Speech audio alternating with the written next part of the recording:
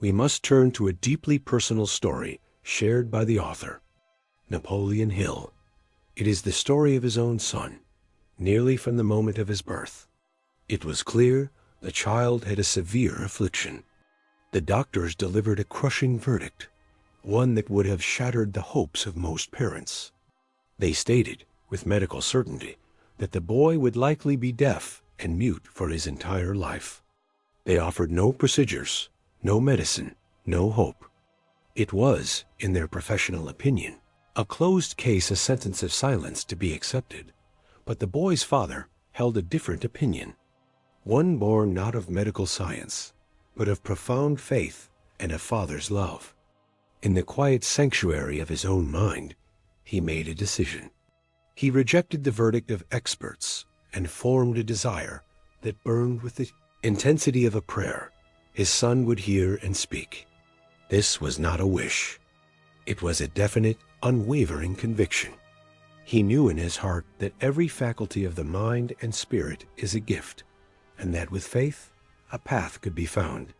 He resolved to nurture this belief and, more importantly, to plant this same seed of desire in the mind of his son. This was the beginning of a long and patient journey, a testament to the fact that when one person holds a powerful desire for another, it can have a miraculous effect.